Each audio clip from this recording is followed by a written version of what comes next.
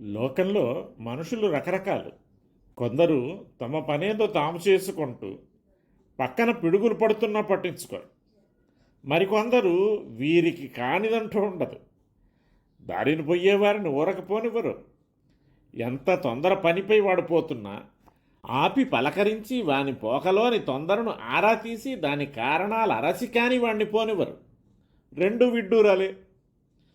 ఒకే మనిషికి మరో మనిషి పలుమార్లు తటస్థపడుతూ ఉంటే 3-4 మార్లు మౌనంగా సాగిపోతున్నా 4 రోజులు అయ్యేటప్పటికీ కనులు కనులతో కత్తు కలపక మానవు.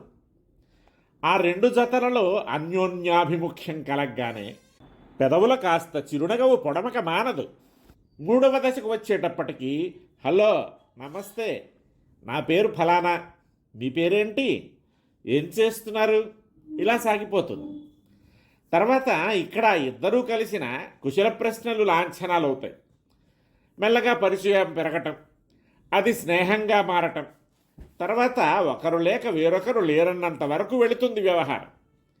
దాన్ని స్నేహం అనటం, అట్లాంటి వారు స్నేహితులు అని చెప్పుకోవటం లోకంలో చూస్తూ ఉంటాం.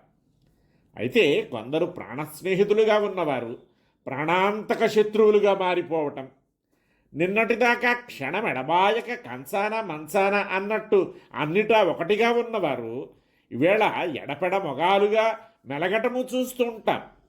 ఏంటో విచిత్రం. ఎవరి మైత్రి ఎలా ఉంటుందో వివరిస్తున్నాడు నీతికారుడు. ఇక్షోరగ్రాత్క్రమశ పర్వణి పర్వణి యథారస విశేష తద్వత్సజ్జన మైత్రీ విపరీతానంతు విపరీత. చెరకు గడ చివరి నుంచి మొదటి వరకు తింటుంటే కణుపున రసం చిప్పిల్లి తీయదనం ఎక్కువవుతున్నట్లుగా అల్పంగా ప్రారంభమైన సజ్జన మైత్రి రాను రాను స్నేహం పెరిగి గట్టిపడుతుంది. అదే దుర్జనుల మధ్య ఏర్పడితే చెరకు మొదటి నుంచి చివరి వరకు తింటున్నప్పుడు మొదటి మాధుర్యం ఎక్కువగా ఉండి కొసకెళ్ళేటప్పటికీ చప్పగా ఉన్నట్లు ప్రారంభంలోనే గాఢంగా కనపడి రాను రాను సన్నగిల్లిపోతుంది. చెరకు తినేందుకు కొన్ని పద్ధతులున్నాయి. కత్తిపీటతో పెచ్చులు జాగ్రత్తగా తీసి కణుపునకు మొక్కలు తరిగి దాన్ని మళ్ళీ బద్దలుగా చీల్చి ఆ బద్దలను నోట పెట్టుకోగలిగిన చిన్న ముక్కలుగా తరుగుతారు. సుకుమారులు వీటిని తింటారు. ఈ పాటి కష్టము తట్టుకోలేని వారు చెరకును రసముగా తీయించి ఆ రసాన్ని సేవిస్తారు. కానీ ఈ రసం తాగుతున్నప్పుడు కానీ ఆ కోసిపెట్టిన ముక్కలు తిన్నప్పుడు కానీ చెరకులోని మాధుర్యం తెలుస్తోందేమో కానీ చెరకు తినటంలోని మధురిమ ఆ అనుభవం వీడికి రావు. అదొక చమత్కారమైన జానపదుల అనుభవం, అదొక చమత్కారమైన ఇక్షు మాధురి. చెరకు గడను 2-3 ముక్కలు కావించి ఆ ముక్కను నోటితో కొరికి పై దళసరి పెచ్చు తీసేస్తూ ఆ పెచ్చు తీయగా మిగిలిన దాన్ని ముక్కలు ముక్కలుగా కొరుక్కుంటూ రసమంతా నోటిలోకి వచ్చేలా నమలాలి. ఇక ఏమీ రసం మిగల్లేదన్న నమ్మకం కలిగాక పిప్పి నుమ్మేయాలి. ఇక్కడ ఒక మాట, దారిని పోయే ఒకడు కనిపించిన చెరకు పిప్పిని తిని నోట పెట్టుకుని నమలజూచి కక్కుర్తివాడు కాస్త రసం మిగలకుండా పీల్చి పిప్పి చేసి మరీ పారేశాడు అన్నట్ట. ఇక్కడ ఎవడు కక్కుర్తివాడన్నది కాదు ప్రశ్న, చెరకు ఎట్లా తినాలి అన్నది సమస్య. ఈ తినటంలో కొన్ని ఇబ్బందులున్నాయి. చెరకు చాలా పెళుసు. వంట పట్టి పైపెచ్చు లాగుతున్నప్పుడు పెదవులు రగిడిపోతాయి, సెలవులు చీరుకుపోతాయి, నాలుక కొట్టుకుపోతుంది.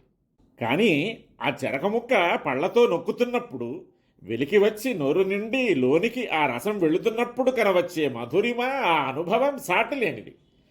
వాటి ముందు ఈ ఇబ్బందులు పెద్ద లెక్కలోనివి కావు. అదిగో స్నేహానిది అదే పద్ధతి. అంతరంగాలు మంచివే అయినా అలవాట్లు కొన్ని ఉంటాయి. అవి కొన్ని చోట్ల కొంచెం పెళుసుగానే ఉంటాయి. వాటి పౌరుష్యాన్ని తట్టుకోవాలి. ఇది బాహిరమే, కాస్త కరుకుగా ఉన్న లోన అంతా మధురిమే. ఆ మాధుర్యం కోసం మనం కాస్త కష్టపడాలి అనే ఓపిక వీరిలో కలగాలి. అది నిలవాలి. ఆ కాస్త తట్టుకుంటే ఆ మాధుర్యానుభవ వేళ అదైపోయినా తలుసుకుంటే చాలు కలిగే ఆనందం చాలా గొప్పది. స్నేహలీల అట్లాంటిదే.